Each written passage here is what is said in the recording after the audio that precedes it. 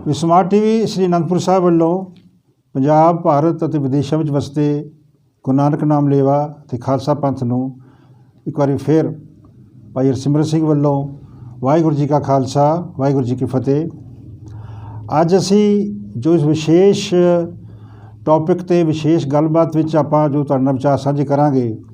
वो सुल्तानपुर लोधी संदेश नाल जुड़िया होया विशा है। आप सब जानते ही हो कि पिछले साल जो 2019 दे विच गुरु नानक देव जी का 550वां प्रकाश दिहाड़ा मनाया गया सी देश भर ते और दुनिया के होर वख-वख देशों के विच, उदों सुल्तानपुर लोधी धरती ते एक बहुत वड्डे पद्धर ते पंथ वल्लों ते सरकार वल्लों भी समागम करवाए गए सी। इस तो पहला 9 नवंबर नूं करतारपुर साहब लांघा दी स्थापना जो उद्घाटन जो होया सी वो भी इस दे नाल जुड़िया होया एक सरगर्मी सी। आप सब जानते ही हो कि ये जो दिन आए सन ये विशेष दिन सी। पंथ वल्लों श्रोमणी गुरद्वारा प्रबंधक कमेटी वल्लों थां थाई पूरे 1 महीने वास्ते समागम चले। उसनूं याद करदे आ, उस वरतारे नूं याद करदे आ, उस समय जो वार पैदा होया उसनूं याद करदे आ। अज असीं पंथ दे सामने एक बार फिर रूबरू होए 1 साल बाद ते असीं विशा लैके आए हाँ सुल्तानपुर लोधी संदेश, खालसा नीति शास्त्र ਅਤੇ सिख संस्थावां ਦੇ ਭਵਿੱਖ ਦੀਆਂ ਦਿਸ਼ਾਵਾਂ। ਇਹ ਤੁਸੀਂ ਵੇਖਾਂਗੇ ਕਿ 12 ਨਵੰਬਰ 2019 ਨੂੰ ਸੁਲਤਾਨਪੁਰ ਲੋਧੀ ਧਰਤੀ ਤੋਂ ਅਕਾਲ ਤਖਤ ਸਾਹਿਬ ਦੇ ਜਥੇਦਾਰ ਸਿੰਘ ਸਾਹਿਬ ਗਿਆਨੀ ਹਰਪ੍ਰੀਤ ਸਿੰਘ ਜੀ ਨੇ ਇੱਕ ਪੰਥ ਦੇ ਨਾਂ 'ਤੇ ਇੱਕ ਸੰਦੇਸ਼ ਜਾਰੀ ਕੀਤਾ ਸੀ ਜਿਸ ਨੂੰ ਕਿ ਸੁਲਤਾਨਪੁਰ ਲੋਧੀ ਸੰਦੇਸ਼ ਦਾ ਨਾਂ ਦਿੱਤਾ ਗਿਆ ਸੀ। ਇਸ ਸੰਦੇਸ਼ ਵਿੱਚ ਬਹੁਤ ਵੱਡੇ ਪੱਧਰ 'ਤੇ ਇੱਕ ਬੜੀ ਕੰਪਲੀਟ ਗੱਲ ਕੀਤੀ ਸਿੰਘ ਸਾਹਿਬ ਨੇ। ਉਹਦੇ ਵਿੱਚ ਜੋ ਦੁਨੀਆ ਦੇ ਹਾਲਾਤ ਸਨ, ਸਿੱਖ ਪੰਥ ਦੇ ਜੋ ਹਾਲਾਤ ਸਨ ਅਤੇ ਕਿਸ ਤਰੀਕੇ ਨਾਲ ਦੁਨੀਆ ਦੇ ਵਿੱਚ ਜੋ ਕਸ਼ਟ ਅਤੇ ਹੋਰ ਜੋ ਵਰਤਾਰੇ ਵਰਤ ਰਹੇ ਹਨ ਉਹਨਾਂ ਬਾਰੇ ਗੱਲ ਕੀਤੀ ਗਈ ਸੀ। ਸਿੱਖ ਪੰਥ ਨੂੰ ਸ਼ਕਤੀਸ਼ਾਲੀ ਕਰਨ ਲਈ ਇਸ ਦੇ ਅੰਦਰ ਜੋ ਕੁਝ ਵੀ ਸਾਨੂੰ ਪ੍ਰੋਬਲਮਸ ਨੇ, ਚਾਹੇ ਉਹ ਪੰਜਾਬੀ ਬੋਲੀ ਦਾ ਵਿਸ਼ਾ ਸੀ, ਚਾਹੇ ਜਾਤ ਪਾਤ ਖਤਮ ਕਰਨ ਦਾ ਵਿਸ਼ਾ ਸੀ, ਚਾਹੇ ਉਹ ਕਿਰਤ ਸੱਭਿਆਚਾਰ ਨਾਲ ਜੁੜਿਆ ਵਿਸ਼ਾ ਸੀਗਾ, ਉਸ ਬਾਰੇ ਉਹਨਾਂ ਨੇ ਬੜੇ ਵਿਸ਼ੇਸ਼ ਪੱਧਰ 'ਤੇ ਵਿਸ਼ੇਸ਼ ਤੌਰ 'ਤੇ ਵਿਚਾਰ ਦਿੱਤੇ ਸਨ। ਅਤੇ ਇਸ ਨੂੰ ਵਿੱਚ ਹੋਰ ਗੱਲਾਂ ਦੇ ਨਾਲ ਨਾਲ ਇੱਕ ਬਹੁਤ ਵੱਡੀ ਜਿਹੜੀ ਗੱਲ ਕੀਤੀ ਗਈ ਸੀ ਉਹ ਸੀ ਕਿ ਦੁਨੀਆ ਦੇ ਵਿੱਚ ਜਿਹੜੇ ਦੇਸ਼ ਨੇ ਜਾਂ ਪੰਜਾਬ ਭਾਰਤ ਜਿਹੜਾ ਦੇਸ਼ ਹੈ ਇਹ ਕਿਸ ਢੰਗ ਦੇ ਨਾਲ ਕਿਹਨਾਂ ਵਿਚਾਰਧਾਰਾਵਾਂ ਦੇ ਨਾਲ ਵਿਸ਼ਵ ਚੱਲ ਰਿਹਾ। ਉਹਨਾਂ ਨੇ ਵਿਸ਼ੇਸ਼ ਤੌਰ 'ਤੇ ਕੈਪੀਟਲਿਜ਼ਮ, ਸੋਸ਼ਲਿਜ਼ਮ ਅਤੇ ਕਮਿਊਨਿਜ਼ਮ ਦਾ ਜ਼ਿਕਰ ਕੀਤਾ ਕਿ ਇਹ ਜੋ ਸਿਧਾਂਤ ਜੇ ਦੁਨੀਆ ਨੂੰ ਅਗਵਾਈ ਦੇ ਰਹੇ ਨੇ ਉਸ ਦੇ ਨਾਲ ਜੋ ਕਿਸੇ ਗੁਰੂ ਗ੍ਰੰਥ ਸਾਹਿਬ ਦਾ ਫਲਸਫਾ ਹੈ ਉਹ ਵੀ ਇੱਕ ਬਦਲ ਹੈ।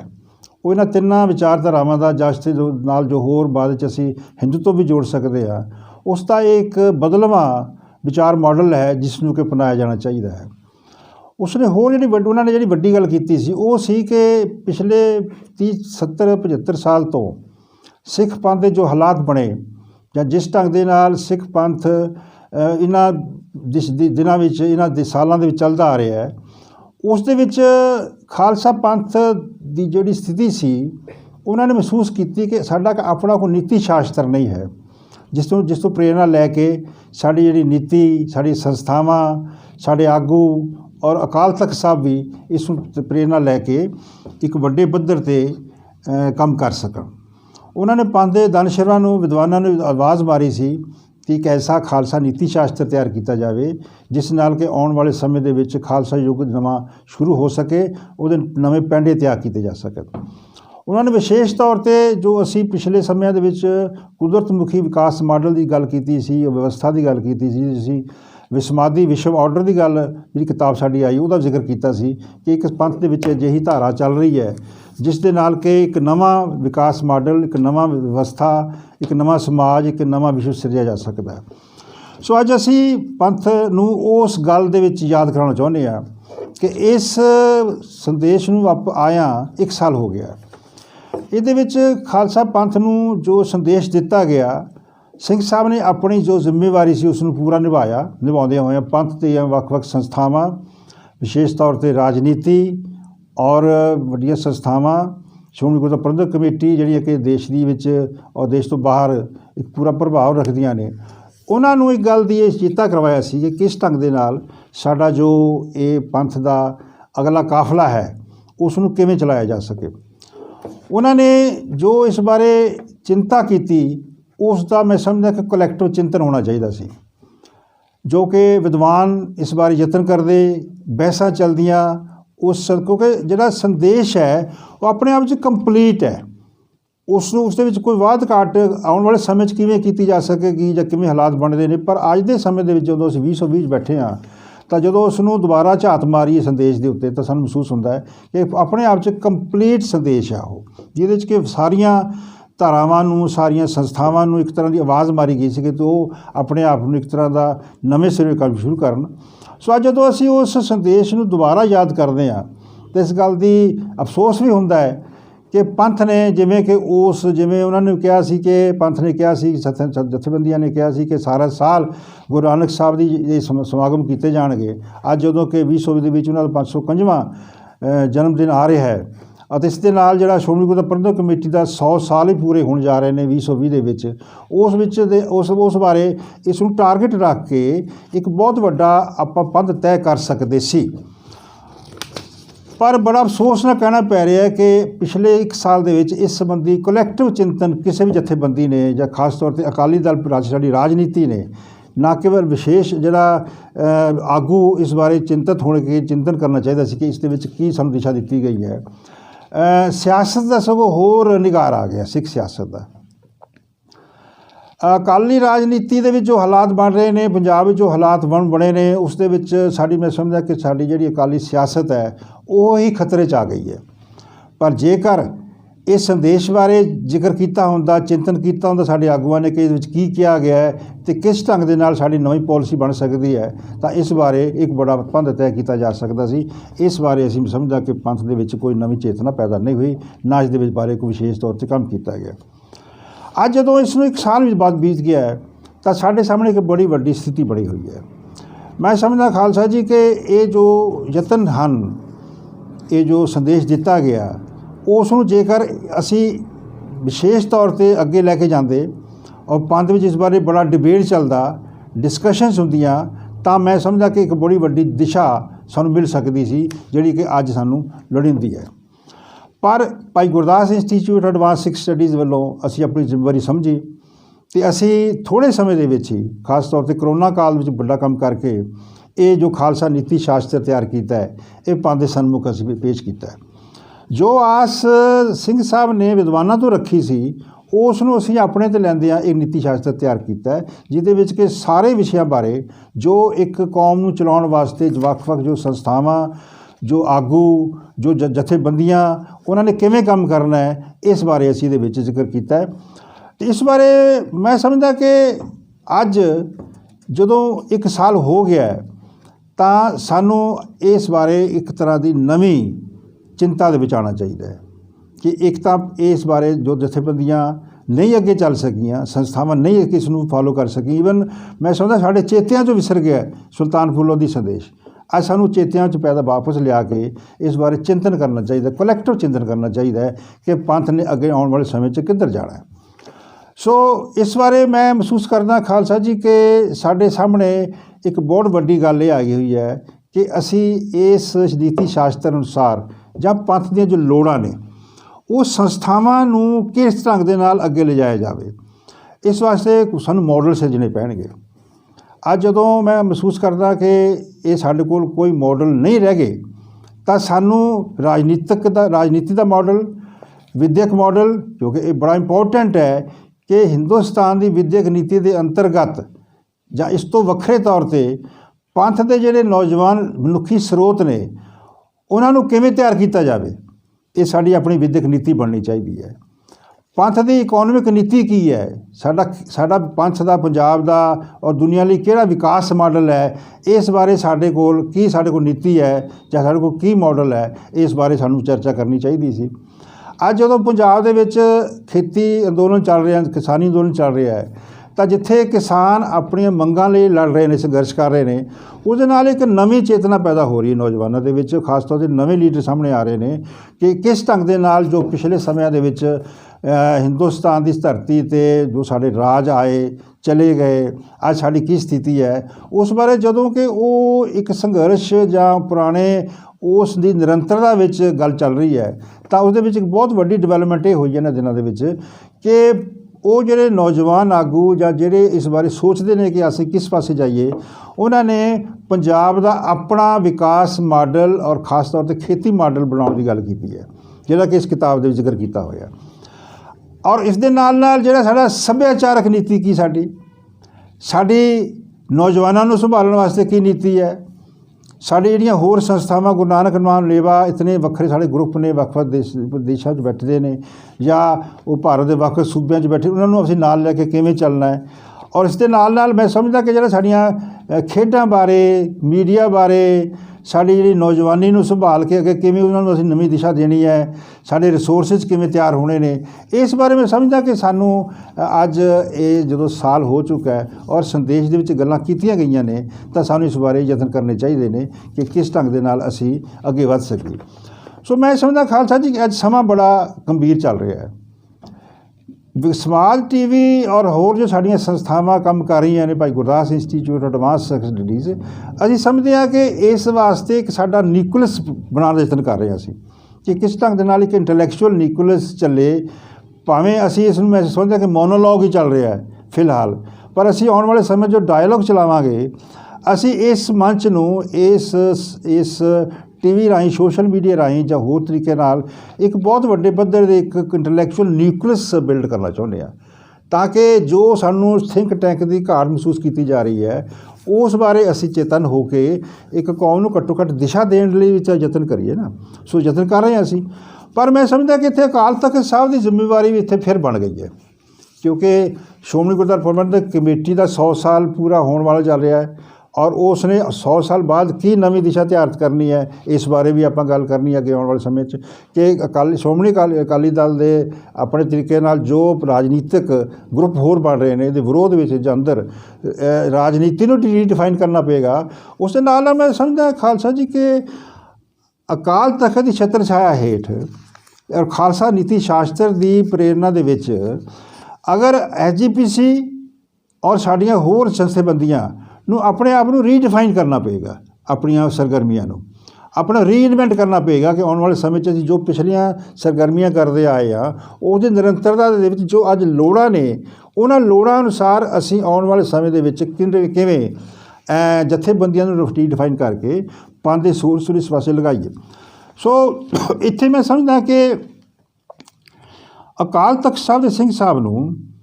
ਆਪਣਾ ਇੱਕ ਐਡਵਾਈਜ਼ਰੀ ਪੈਨਲ ਬਣਾਉਣਾ ਚਾਹੀਦਾ ਹੈ, ਐਡਵਾਈਜ਼ਰੀ ਕੌਂਸਲ ਬਣਨੀ ਚਾਹੀਦੀ, ਕਿਉਂਕਿ ਜਥੇਬੰਦੀ ਬਹੁਤ ਵੱਡੀ ਹੈ, ਸੰਸਥਾ ਸਿਰਮੌਰ ਜਾਂ ਸੰਸਥਾ ਹੈ। ਸਿੰਘ ਸਾਹਿਬ ਇਸ ਚੀਜ਼ ਨੂੰ ਮਹਿਸੂਸ ਕਰਦੇ ਨੇ ਕਿ ਕਿਸ ਢੰਗ ਦੇ ਨਾਲ ਆਪਾਂ ਅੱਗੇ ਵਧੀਏ, ਪਰ ਉਹਨਾਂ ਕੋਲ ਐਡਵਾਈਜ਼ਰਸ ਦੀ ਲੋੜ ਹੈ। ਉਹਨਾਂ ਨੂੰ ਇੱਕ ਐਡਵਾਈਜ਼ਰੀ ਕੌਂਸਲ ਬਣਾਉਣੀ ਚਾਹੀਦੀ ਹੈ, ਵੱਖ-ਵੱਖ ਸੰਸਥਾਵਾਂ ਦੀ, ਵੱਖ-ਵੱਖ ਵਿਸ਼ਿਆਂ ਨਾਲ ਸੰਬੰਧਿਤ, ਤਾਂ ਕਿ ਉਹ ਉਸ ਮੁਤਾਬਕ ਕੰਮ ਕਰਦੇ ਹੋਏ ਪੰਥ ਨੂੰ ਕਿਵੇਂ ਨਵੀਂ ਦਿਸ਼ਾ ਦਿੱਤੀ ਜਾ ਸਕਦੀ ਹੈ, ਇਸ ਬਾਰੇ ਕੰਮ ਕਰਨ। ਔਰ ਇਹੀ ਅੱਗੇ ਜਾ ਕੇ ਐਡਵਾਈਜ਼ਰੀ ਕੌਂਸਲ ਇਵੋਲਵ ਹੋ ਕੇ ਪੰਥ ਦਾ ਥਿੰਕ ਟੈਂਕ ਬਣ ਸਕਦਾ ਹੈ। ਅੱਜ ਸਾਡੇ ਕੋਲ ਕੋਈ ਇਸ ਤਰੀਕੇ ਦੀ ਸਥਿਤੀ ਨਹੀਂ ਹੈਗੀ ਜਿਹਦੇ ਨਾਲ ਕਿ ਅਸੀਂ ਮਹਿਸੂਸ ਕਰ ਸਕੀਏ ਕਿ ਸਾਡੀ ਆਫਟਰ ਆਲ ਪੰਥ ਦੀ ਦਿਸ਼ਾ ਤੇ ਦੇਣ ਵਾਸਤੇ ਕੌਣ ਲੋਕ ਕੰਮ ਕਰ ਰਹੇ ਨੇ। ਸੋ ਮੈਂ ਇਹਦੇ ਵਿੱਚ ਗੱਲ ਮਹਿਸੂਸ ਕਰਦਾ ਕਿ ਅਗਰ ਇਹ ਜਥੇਬੰਦੀਆਂ ਔਰ ਪੰਥ ਦੇ ਵਿਦਵਾਨ ਆਪਣੇ ਆਪ ਨੂੰ ਪੇਸ਼ ਕਰਨ ਔਰ ਸਿੰਘ ਸਾਹਿਬ ਵੱਲੋਂ ਇੱਕ ਨਵੀਂ ਪਹਿਲ ਕਦਮੀ ਹੋਵੇ, ਤਾਂ ਇੱਕ ਐਡਵਾਈਜ਼ਰੀ ਕੌਂਸਲ ਬਣਾ ਕੇ ਔਰ ਅਲਟੀਮੇਟਲੀ ਥਿੰਕ ਟੈਂਕ ਬਣ ਕੇ ਇਹ ਪੰਥ ਦੀ ਆਉਣ ਵਾਲੇ ਸਮੇਂ 'ਚ ਜੋ ਦਿਸ਼ਾ ਹੋਵੇ, ਉਸ ਬਾਰੇ ਇੱਕ ਨਵੀਂ ਕਦਮ ਚੁੱਕਣਾ ਚਾਹੀਦਾ ਹੈ। ਇਸ ਦੇ ਨਾਲ ਨਾਲ ਮੈਂ ਮਹਿਸੂਸ ਕਰਦਾ ਖਾਲਸਾ ਜੀ ਕਿ ਸਾਡਾ ਜਿਹੜਾ ਪੰਜਾਬ ਔਰ ਹਿੰਦੁਸਤਾਨ ਅਤੇ ਦੁਨੀਆ ਦੇ ਵਿੱਚ ਜੋ ਪੰਥ ਦੀਆਂ ਸਥਿਤੀਆਂ ਬਣੀਆਂ ਹੋਈਆਂ ਨੇ, ਔਰ ਪੰਥ ਦੀ ਜੋ ਇੱਕ ਪਿਛਲੇ ਸਮਿਆਂ ਤੋਂ ਅੱਜ ਦੇ ਸਮੇਂ ਤੱਕ ਇੱਕ ਨਵਾਂ ਮੈਸੇਜ ਗਿਆ ਹੈ ਸਿੱਖ ਫਿਲਾਸਫੀ ਦਾ, ਉਸ ਨੂੰ ਕਿਸ ਢੰਗ ਦੇ ਨਾਲ ਬਦਲਵੇਂ ਮਾਡਲ ਦੇ ਤੌਰ 'ਤੇ ਅਸੀਂ ਪੇਸ਼ ਕਰੀਏ, ਜੋ ਕਿ ਅਸੀਂ ਇਸ ਕਿਤਾਬ ਦੇ ਵਿੱਚ ਜ਼ਿਕਰ ਕੀਤਾ ਹੈ। ਕਿਉਂਕਿ ਸਾਡੀਆਂ ਸੀਮਾਵਾਂ ਨੇ, ਅਸੀਂ ਆਪਣੇ ਤੌਰ 'ਤੇ ਕੰਮ ਕਰਦੇ ਹੋਏ ਪੰਥ ਨੂੰ ਇੱਕ ਦਿਸ਼ਾ ਦੇ ਰਹੇ ਹਾਂ, ਪਰ ਇੱਥੇ ਇੱਕ ਹੈਰਾਨਗੀ ਦੀ ਗੱਲ ਇਹ ਹੈ, ਜਿਹੜੀ ਕਿ ਸਾਨੂੰ ਦੁੱਖ ਵੀ ਕਈ ਵਾਰ ਪਹੁੰਚਾਉਂਦੀ ਹੈ, ਕਿ ਸਾਡੀਆਂ ਇਹਨਾਂ ਕਿਰਤਾਂ ਦਾ ਕੋਈ ਬਹੁਤਾ ਗੰਭੀਰ ਨੋਟਿਸ ਨਹੀਂ ਲਿਆ ਜਾ ਰਿਹਾ। ਅਸੀਂ ਇੰਨਾ ਕੰਮ ਕਰਕੇ ਪੰਥ ਦੀ ਝੋਲੀ ਪਾ ਬੈਠੇ ਹਾਂ, ਇੱਕ ਦਿਸ਼ਾ ਦੇਣ ਵਾਸਤੇ ਯਤਨ ਕਰ ਰਹੇ ਹਾਂ। ਇਸ ਵਾਸਤੇ ਪੰਥ ਦੇ ਨਾ ਵਿਦਵਾਨ, ਨਾ ਜਥੇਬੰਦੀਆਂ ਅਤੇ ਨਾ ਹੀ ਸੰਸਥਾਵਾਂ, ਇੱਥੋਂ ਤੱਕ SGPC ਦੇਖੋ, ਅਸੀਂ ਇਹ ਕਿਤਾਬ ਨੂੰ ਅਕਾਲ ਤਖ਼ਤ ਸਾਹਿਬ ਦੇ ਭੇਟ ਕਰਕੇ ਆਏ। ਅੱਜ तक तो इस वास्ते बड़ा वड्डा एक चिंतन और इस बारे बड़ी एक तरह कह सकते हैं कि विचार चर्चा चलनी चाहिए सी कि आफ्टर इस किताब में की लिखा होया। सो मैं समझदा कि सानू इस बारे सोचना चाहिए कि जब तक साडी इंटलैक्चुअल जो लहर नहीं खड़ी होंदी, इंटलैक्चुअल के नाल साडे कोल एक ऐसा न्यूक्लियस नहीं बनता जिसों कि असी पंथ विच प्रेरणा लै सके, तो सानू आने वाले समय जो सिख फिलासफी दिशा देगी उस वास्ते घर महसूस उस वास्ते मैं समझदा कि प्रॉब्लम्स आएगी। सो दूसरी गल मैं कहांगा कि जदों अज SGPC 100 साल मनाउण जा रही है, तो इसनूं पिछली बारी जिक्र किया सी कि इसनूं एक विश्व संसद वांगू विहार करना चाहिए कि ये पंथ की पार्लीमेंट किवें है।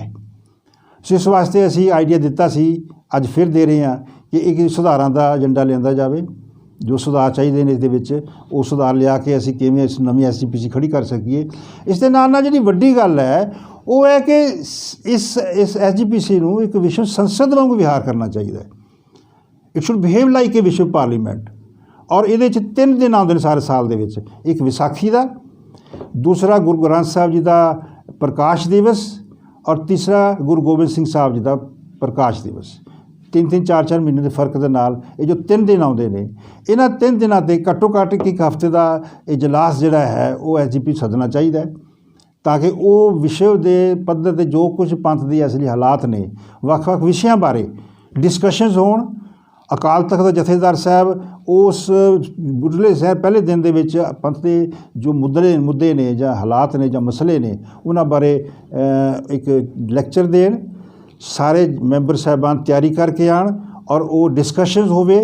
वक्-वक् तरीके नाल अपने अपने तरीके नाल जो भी असी एक नवा विजन दे सकते हैं, नवा पैराडाइम दे सकते हैं, उहदे विच सारे विचार चर्चा होवे। पर एक नवा जो मैं गल करदा कि रीडिफाइन करना चाहिए SGPC नूं जां संस्थावां नूं, तो उसदा अर्थ यही है कि अगर असी विश्व संसद वांगू काम करना शुरू कर देवे SGPC 100 साल बाद 100 साल पूरे हो गए ने, तो इस वास्ते मैं समझदा कि बड़ी वड्डी साडी प्राप्ति लई एक नवा बिगनिंग हो सकती है, दूजे जथेबंदियों में भी दिशा मिलेगी। सो दूसरी गल ये करदा कि SGPC का काम करते करते जो होर जथेबंदियां वक्-वक् सूबियां दे विच ने, गुरुद्वारा कमेटियां ने जां होर जिस ढंग नाल असीं कह सकते हैं कि वड्डियां संस्थावां काम कर रही ने, जिवें एक वर्ल्ड पार्लीमेंट बाहरले देश भी काम कर रही है, पर अज तक वो पंथ नूं महसूस नहीं हो सका कि साडी कोई पार्लीमेंट भी है, क्योंकि वो पार्लीमेंट एक जथेबंदी वांग काम कर रही है।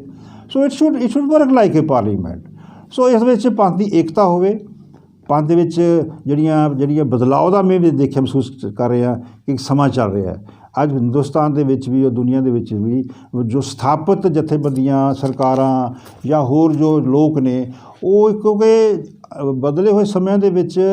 नवीं जो चुनौतियां आदियां ने, नवीं जो स्थितियां पैदा होंदियां ने, उहदे जिहड़ी पुरानी लीडरशिप है वो थक भी जाती है, खड़ोत आ जाती है, सैचुरेशन आ जाती है। तो जो नवे लोग ने वो की नवा लैके आउंदे ने, विचार लैके आउंदे ने, नवीं नीतियां की लैके आउंदे ने, उस वास्ते मैं समझदा कि सानू ये जड़ियां जथेबंदियां नूं एक नवीं रीडिफाइन करना चाहिए कि उन्हां कोल की एजेंडा है। खास तौर पर मैं समझदा कि SGPC चोणां आ रही ने, जदों भी होणगीਆਂ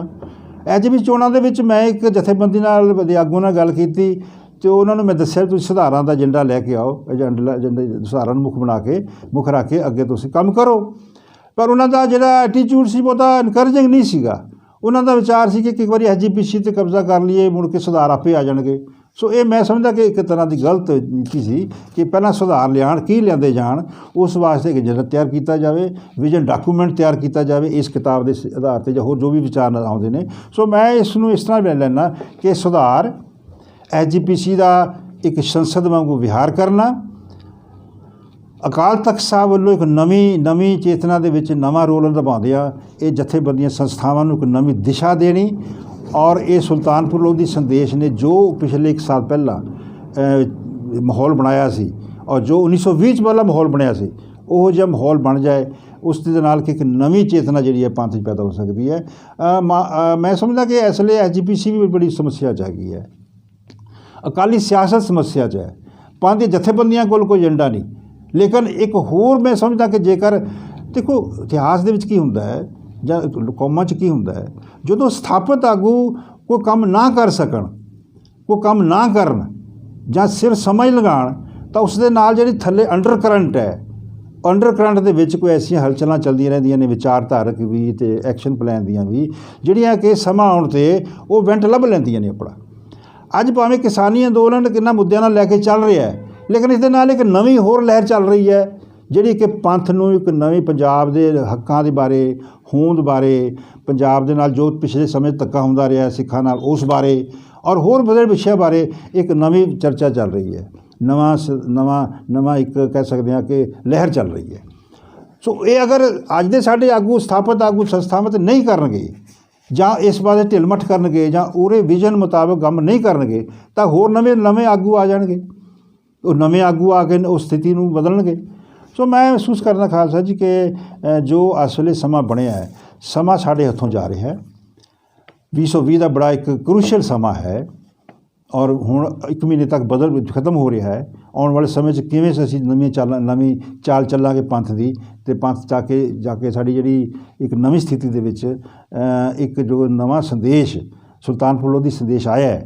ਉਸ ਦੇ ਆਧਾਰ 'ਤੇ ਜੋ ਪੰਥ ਦੇ ਵਿਦਵਾਨਾਂ ਨੇ ਇਸ ਬਾਰੇ ਕੰਮ ਕੀਤਾ ਹੈ, ਉਸ ਬਾਰੇ ਮੈਂ ਮਹਿਸੂਸ ਕਰਦਾ ਕਿ ਕੰਮ ਕੀਤਾ ਜਾਵੇ ਤਾਂ ਇੱਕ ਨਵਾਂ ਜਿਹੜਾ ਹੈ ਰੋਸ਼ਨ ਭਵਿੱਖ ਜਿਹੜਾ ਪੰਥ ਦਾ ਸਿਰਜਿਆ ਜਾ ਸਕਦਾ ਹੈ। ਸਮਾਰਟ TV ਵੱਲੋਂ ਯਤਨ ਕੀਤੇ ਜਾ ਰਹੇ ਨੇ, ਅਸੀਂ ਹਮੇਸ਼ਾ ਯਤਨ ਕਰਦੇ ਆ ਰਹੇ ਹਾਂ, ਪਿਛਲੇ ਸਮੇਂ 'ਚ ਹੁਣ ਵੀ ਕਰ ਰਹੇ ਹਾਂ। ਲੇਕਿਨ ਮੈਂ ਇੱਕ ਮਹਿਸੂਸ ਕਰਦਾ ਕਿ ਇਸ ਵੱਲੋਂ ਇੱਕ ਜੋ ਇੰਟਲੈਕਚੁਅਲ ਨਿਊਕਲੀਅਸ ਬਣਾਉਣ ਦਾ ਅਸੀਂ ਯਤਨ ਕੀਤਾ ਹੈ, ਇਸ ਬਾਰੇ ਪੰਥ ਜਿਹੜਾ ਹੈ ਉਹ ਚਿੰਤਤ ਹੋਵੇ, ਇਸ ਬਾਰੇ ਚਿੰਤਨ ਕਰੇ ਔਰ ਇਸ ਮੰਚ ਨੂੰ, ਇਸ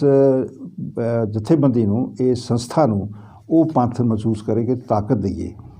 ਇੱਕ ਨਵੇਂ ਤਰੀਕੇ ਦੇ ਨਾਲ ਅਸੀਂ ਜੋ ਆਪਣੀ ਸਮੇਂ ਦੇ ਵਿੱਚ ਯਤਨ ਕਰ ਰਹੇ ਹਾਂ, ਉਸ ਬਾਰੇ ਮੈਂ ਮਹਿਸੂਸ ਕਰਦਾ ਕਿ ਪੰਥ ਜਿਹੜਾ ਉਸ ਬਾਰੇ ਚੇਤਨ ਹੋਵੇ ਔਰ ਆਉਣ ਵਾਲੇ ਸਮੇਂ ਦੇ ਵਿੱਚ ਕਿਸ ਢੰਗ ਦੇ ਨਾਲ ਇੱਕ ਨਵੀਆਂ ਸੰਸਥਾਵਾਂ ਨਵੀਂ ਰੀਡਿਫਾਈਨ ਕਰਕੇ, ਰੀਇਨਵੈਂਟ ਕਰਕੇ ਆਪਣੇ ਆਪ ਨੂੰ ਕਿਵੇਂ ਕੰਮ ਕਰੇਗੀ, ਇਸ ਬਾਰੇ ਮਹਿਸੂਸ ਕਰਦਾ ਕਿ ਸਮਾਂ ਹੈ ਅਤੇ ਸਮਾਂ ਲੰਘਦਾ ਜਾ ਰਿਹਾ ਹੈ। ਆਉਣ ਵਾਲੇ ਸਮੇਂ ਦੇ ਵਿੱਚ ਪੰਥ ਕਿਵੇਂ ਇਸ ਬਾਰੇ ਸੋਚੇਗਾ। ਸੁਲਤਾਨਪੁਰ ਲੋਧੀ ਸੰਦੇਸ਼ ਆਪਣੇ ਵਿੱਚ ਕੰਪਲੀਟ ਹੈ। ਹੋਰ ਕੋਈ ਵਿਦਵਾਨਾਂ ਕੋਲ ਰਾਏ ਲਓ, ਲੇਕਿਨ ਮੂਲ ਮੁੱਦਾ ਐਕਸ਼ਨ ਪਲਾਨ ਦਾ ਹੈ ਕਿ ਕਿਵੇਂ ਐਕਸ਼ਨ ਕੀਤਾ ਜਾਵੇ, ਕਿਵੇਂ ਮਨੁੱਖੀ ਸੋਰਸਿਸ ਇਕੱਠੇ ਕੀਤੇ ਜਾਣ, ਕਿਵੇਂ ਜਥੇਬੰਦੀਆਂ ਨੂੰ ਔਰਗਨਾਈਜ਼ ਕੀਤਾ ਜਾਵੇ, ਚੇਤਨ ਕੀਤਾ ਜਾਵੇ। ਉਹ ਸੁਲਤਾਨਪੁਰ ਲੋਧੀ ਸੰਦੇਸ਼ ਸਾਡੀ ਚੇਤਨਾ ਦਾ ਹਿੱਸਾ ਬਣ ਜਾਏ, ਸਾਡੀ ਆਉਣ ਵਾਲੇ ਸਮੇਂ ਦੀ ਜਿਹੜੀ ਭਵਿੱਖ ਦੀ ਦਿਸ਼ਾ ਹੈ ਉਸ ਦਾ ਆਧਾਰ ਬਣ ਜਾਏ। ਅਤੇ ਨੀਤੀ ਸ਼ਾਸਤਰ ਜਿਹੜਾ ਹੈ ਇਸ ਵਾਸਤੇ ਬੜੀ ਵੱਡੀ ਇੱਕ ਰੋਲ ਅਦਾ ਨਿਭਾ ਸਕਦਾ ਹੈ। ਇਸ ਵਾਸਤੇ ਪੰਥ ਜਿਹੜਾ ਸੋਚੇ ਔਰ ਮੈਂ ਮਹਿਸੂਸ ਕਰਦਾ ਕਿ ਆਉਣ ਵਾਲੇ ਸਮੇਂ 'ਚ ਇੱਕ ਵੱਡਾ ਭਵਿੱਖ, ਵੱਡੀ ਦਿਸ਼ਾ ਸਾਡੇ ਇੰਤਜ਼ਾਰ ਕਰ ਰਹੀ ਹੈ। ਇੰਨੇ ਸ਼ਬਦ ਪ੍ਰਵਾਨ ਕਰੋ। ਵਾਹਿਗੁਰੂ ਜੀ ਕਾ ਖਾਲਸਾ, ਵਾਹਿਗੁਰੂ ਜੀ ਕੀ ਫਤਿਹ।